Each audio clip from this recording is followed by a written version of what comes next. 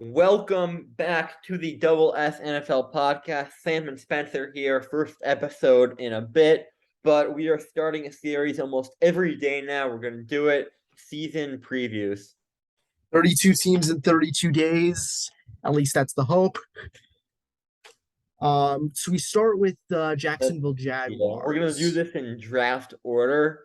So, like, the lines will be next and so on. All right, do you want to start? Yeah. So the Jacksonville Jaguars finished the season in 2021 3-14. Worst in the AFC South and worst in the AFC, which would be worst in the NFL. They did not have stable anything.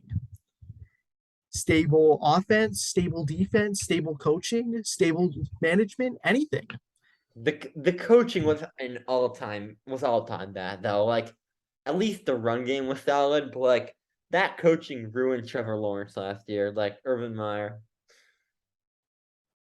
I at least trust Doug Peterson more than I trust Urban Meyer. Oh, Sam, I trust him way, way more. He's known to be a QB guru. We saw what he did with Carson Wentz in 2017. Like I have full faith that within 3 years, Trevor Lawrence will be a top 10 QB. All right, you want to move on to the next slide? Yeah. So their offseason was kind of disappointing. Like they had a ton of cap space and they did not use it very well.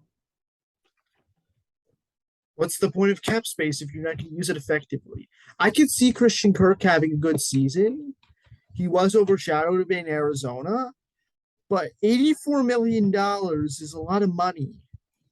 Especially for a wide receiver 3 in the past. Like I think he'll be decent, but like they don't have a true number 1, which concerns me. Yeah, and other than that, it was like low key gets. And in the first round of the draft, they took Trevon Walker out of Georgia. And in his first play, he got called for roughing the passer, And that's gonna albeit albeit a bad roughing the passer call. I don't think he touched Jarrett Stidham. This didn't look like he did. but Trayvon Walker, like he could shock me and prove me wrong, but he's very raw and he has a ways to go. Like I don't think we'll be seeing a lot of production from him this year, at least in the beginning of the year. Um, I Other did than like that, their draft was pretty weak outside of Devin Lloyd. I like their draft a bit, but like I love the Chad Muma pick, even though he looked a bit shaky on Thursday night.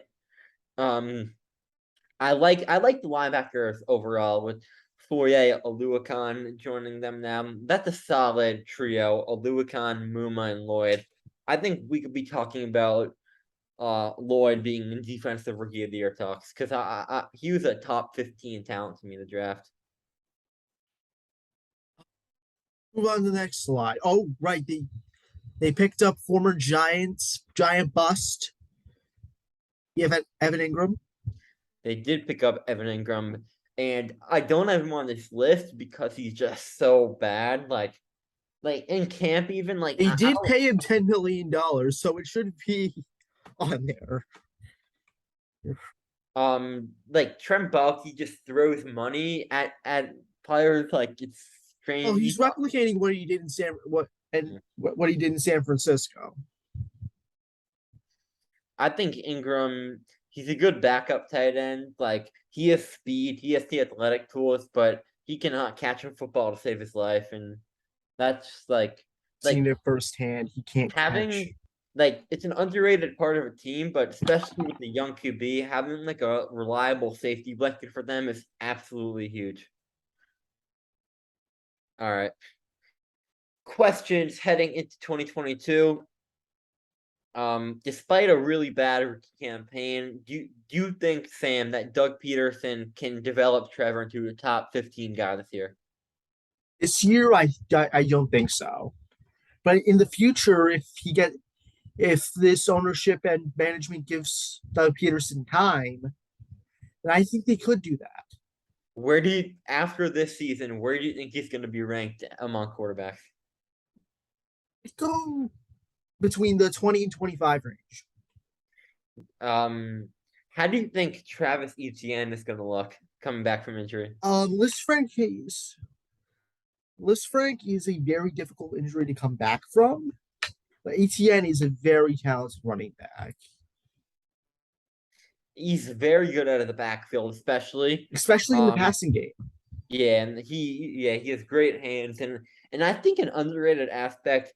He played with Trevor at college, and we saw like it's not the same situation, different positions, obviously, but we saw what Joe Burrow and Jamar Chase did for chemistry with the team. I think they could have a similar impact. I just don't think it's going to be this year. But I do think ETN is going to be the main back here, and I think he's going to do a good job. Um, I think that he'll. How's James Robinson doing? Is he still out? I think he's out. I think he should be back by at least midseason. I don't know when exactly, but um, he'll be a great backup running back. We saw, especially in 2020, even though that team was absolutely horrendous, he was still a very solid running back. Accumulated over 1,000 yards. Um, How do you think Spencer, that how do you think the defense will perform with its additions after a very terrible 2021? they were awful last year? I think it was overshadowed by the offense, but they were quite bad too. I think it's going to be better. I think it'll be a step in the right direction, but I still think there's a ways to go before we can call this defense a good unit. There's a lot of young pieces here: Andre Cisco, Devin Lloyd, Chad Muma, Trayvon Walker, Tyson Campbell. Those are all young pieces, and they'll take time to mesh together. But I think in a few years they could be a solid unit. What do you think? Yeah, it's obviously going to take some time. This year will not be a good year for that defense. That's one of the main reasons I have them finishing second to last in the AFC. Yeah. All right. This is pretty controversial, but my positional grades for them. What would you give Trevor Lawrence after his rookie year, like overall? I'd go C minus. C-2, yeah. I was debating between a C- and a D+, but there were some flashes on tape you see and you say to yourself, like, wow, this dude really deserved to be the number one overall pick. But And like other that, times he looks like he doesn't belong on a football field. yeah. He just made stupid plays a lot. The running backs I almost gave an A-. I just need to see a proven Travis Etienne. I give it a B+. I need to see Travis Etienne play at the NFL level and know what we're going to see out of J. Rob when he comes back. What would you give the position? The position B minus. What would you give the receivers, which I'll talk about in a sec? C plus. I gave it a C because like this is like I loved him coming out of college. He had a great rookie year, but Laviska Shenault dropped everything that came his way last year, and that's why like he's not like a top two receiver in that team, but like potential's obviously there. But like Christian Kirk, Zay Jones, Marvin Jones, that does not inspire me at all. That's a pretty below average receiving core. And same with the tight ends, like Dan Arnold, Evan Ingram. I don't even know if they still have him, but James O'Shaughnessy, if he's there. This receiving group is pretty rough.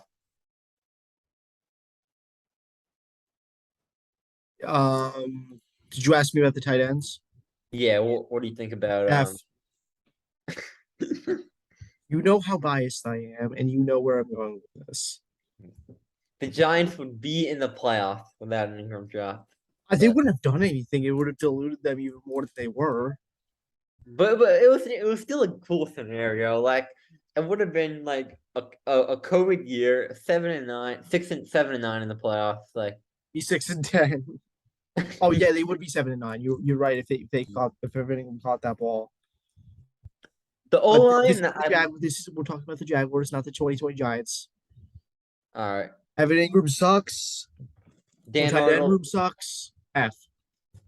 Um, the O line I think is getting a bit overrated. Like I've seen people say it could be a solid unit, but I think it'll be just okay this year. And one of the reasons is the tackles kind of scare me. We haven't seen much from Juwan Taylor. Cam Robinson is decent, but he's nothing to write home about. Um, and Brandon Sheriff, he cannot stay healthy. But what did you think about that signing? That signing? Uh, it's all right. I mean, they have it's decent. I'll give it a C. I'll give it a C. Yeah, the O line as a whole. C. Okay. Yeah, I said B minus, but you could argue C plus. A lot of unprovenness there, but the D line is where it starts to get a bit better. The interior is not great, but they did add a great run stopper, and I'm a Jets fan. Foley Fatakusi. He should provide an instant upgrade for what they had last year. I mean, anything's better than what they had last year. So.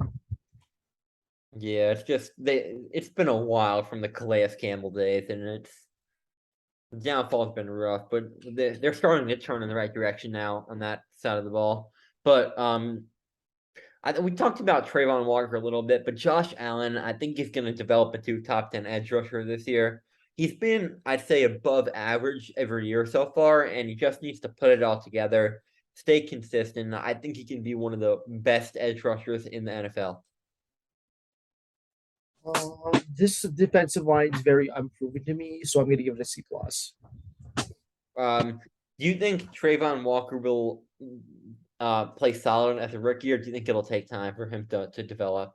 I think it'll take time. Like we saw Greg Rousseau last year, like the production really wasn't there. And even though he showed glimpses of why he was drafted in the first round, why scouts in 2020 before his stock like plummeted were so high on him. Linebackers I like a lot. They're just really unproven. What do you think about this team of linebackers? A C plus. They're very unproven. If I can't really give unproven position groups more than a C plus. Um, the reason why it's a B for me, or else it would be a C plus, is Foye Oluokun. Absolute machine with the Falcons.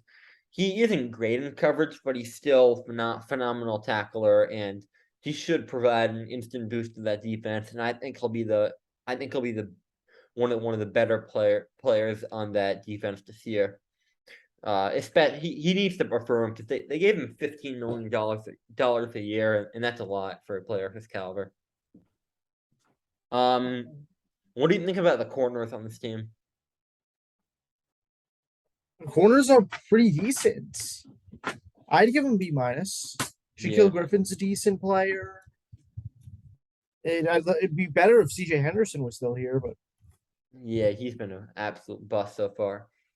B minus for me. Almost gave them a B, but Tyson Campbell but hasn't. he was doing good at the beginning of last year. Who, Henderson? Yeah.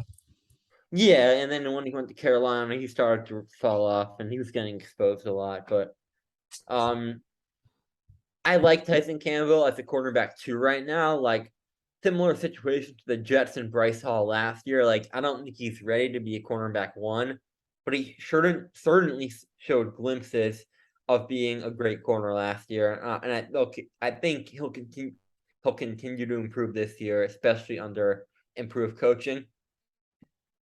Darius Williams was straight up bad last year. Like he was I think in 2020 he was a product of Jalen Ramsey more so than an actual good corner himself. And then Shaquille Griffin's fine, but nothing special. And depth is bad too. Safeties. They're great. I'm gonna give them a C.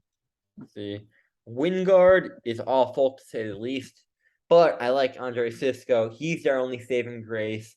He flashed a lot of potential late last year. I liked him coming out of college a good bit, but he still has a ways to go. And I think this group is probably the weakest on the defense. What do you think? Yeah, probably. So overall, I'd give their roster a C plus, which is probably good for around 28th in the NFL. I'd give them around the same. Yeah. All right, team awards. Who's your MVP for them? My MVP for them is gonna be Trevor Lawrence. You think it'll be Trevor, even if he isn't like a top tier quarterback? Yeah. I think it's going to be Josh Allen. I think he's going to come out onto the show this year and absolutely dominate. He has Washington week 1. I don't think he'll do too great there, but Detroit. No, not Detroit. I think when he plays like lesser offensive lines, like Tennessee's is pretty bad. I think that D line is gonna have a big day there. Devin Lloyd for rookie. Who do you have there? Devin Lloyd. Yeah, I think in 5 years, I wouldn't be shocked if Trayvon Walker's the best player here, but I think solely as a rookie, I think Lloyd's gonna offer more to this defense. Do you have Trevor for most improved too? Uh, yeah. Yeah, I put him. I think he'll develop into a top 16 quarterback this year, even with the weak sporting cast. He was still my QB1 last year. I didn't think he was just a generational guy, but he was still a very, very talented QB prospect out of Clemson. And I think this year, with much better coaching, I think he's gonna feel a lot more comfortable. He'll have a lot more time in the pocket to make his reads. And I think he's gonna be the franchise guy in Duval. Offensive player of the year. Who do you have? Christian Kirk. Like, what do you think his stats are? Like, how many yards? Like, do you I think think he goes for 75 catches. Goes for a little under 1100 yards. I think he'll disappoint a bit, but I think he'll still be a decent receiver, just not worth the contract they gave him. 68 receptions for 872 yards and 9 touchdowns. The number is going to be up because I think him and Trevor will form a solid connection, especially early in the year. Defensive player of the year. I don't give awards twice, so I'm gonna go Tyson Campbell here. I think I hated him coming out of the draft. I thought it was a really stupid pick and reach, but now a year later, like I'm praising him. Like I praised him before. He can be a really solid number 2 guy. What do you think?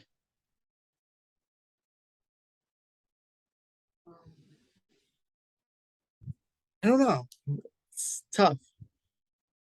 I guess I go Josh Allen. You'd go Josh. That's fair. Like if you wasn't my MVP, I would definitely go with him. But like I love Campbell. He showed a lot of great traits last year, and I expect him to show a lot of progress this year. Who's your X factor? Like a player they got to rely on to do well. Um, I'd go with the running back room, their entire running back room being like I'm mainly going to focus on ETN and Robinson here. They need to be a great 1-2 duo in order for this team to succeed. For me, it's Christian Kirk, and for pretty obvious reasons at this point. I think we've said enough about the contract, but like, if you give him that kind of money, that's top 10 receiver money, and he has to produce like at least a top 20 guy. I don't think he will, but I think he certainly can, and I think that he'll be a big part of this offense for the next few years. And then, who is your letdown? Who do you think will be the most disappointing player on this team?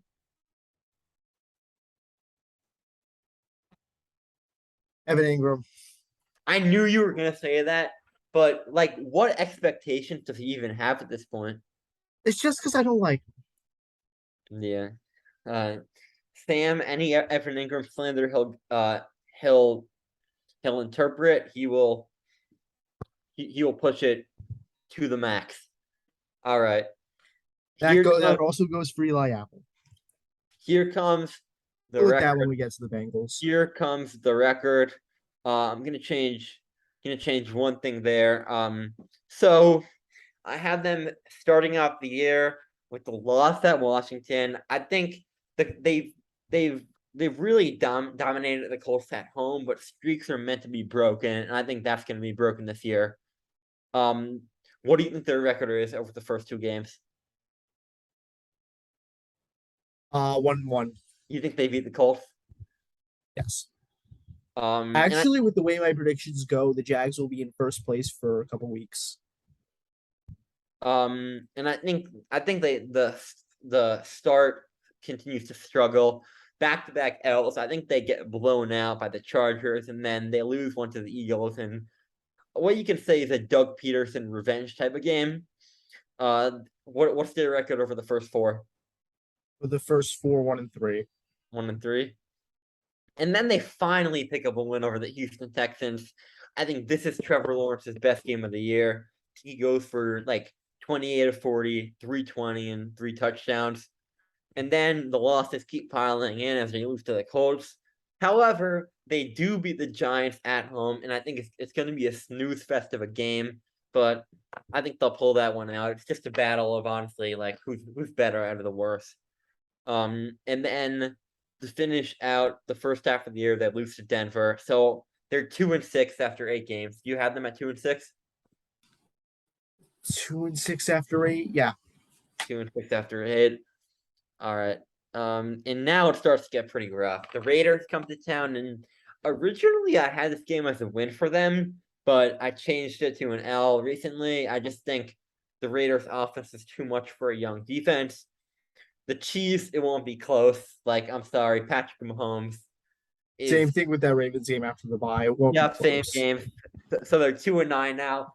Questions are coming in. Is Doug Peterson the answer? You still Well, you have know what? What do you have them at after 11 games? After 11 games, 3-8. 3-8. Who's their win against that I don't have? Colts. Colts. In the other two. And then they finally get a win. They go to Detroit and what you can call an upset over the Lions. I disagree. In a battle with the top 2 picks of last year's draft. And then probably the upset of the year for them, they go to Tennessee, and I think they win like 17-14. It's going to be ugly for sure, but these games happen every year. We saw it with the Colts last year and the Jags. We saw that happen. They're 4-9. Are they gaining confidence for the next year? They've won 2 straight. Dallas is coming in. Well, I think they lose by like 20 to Dallas. I know you have that as an upset game, but I feel like Dallas is too talented. Dallas does have one of the worst coaching staffs in the league. So yeah, I could see that being an upset game, but I doubt it. And then they finish off the year. I think they lose by a lot to the Jets. It's not me being biased. I think the Jets defense is their offense and defense is just like waves above Jacksonville. Houston, they're pretty much they're a little better than, but they're gonna split, and then they lose. I think that the Jags sweep Houston. Sweep Houston, and they finished 4-13. So you have them at 5-12. Yes. All right, I have them at 4-13. But my ceiling for them is probably 7 wins, and my floor is probably 3. So I did have them 5-12 winning that Raider game, but I'm gonna change it now. 4-13. And what's your main reason for them not being able to compete in the AFC this year? They're just not good enough. Yeah, you don't have the talent to pull that off. Yeah, Trent Baalke is still general manager, as you point out in your little paragraph. But yeah, I just don't see this team competing this year, no matter what. Yeah, I don't see this team being like the Bengals of last year. I just can't see it. With some improvement of a team. But Jags fans, you do have something to look forward to, and that is Trevor Lawrence and Doug Peterson. I think in 2023 they'll make some noise, like 8-9 wins then. But for now, it's going to be a rough go this year. But I think you guys will compete in some of these games, like the Baltimore game at home. I don't think will be a total blowout. I think Trevor puts up a lot of points in that defense. Not much else to say. A pretty boring team. All right. And that will do it for this episode. Tomorrow will be the Detroit Lions, Dan Campbell squad. So long from us. We'll be back tomorrow. See you guys.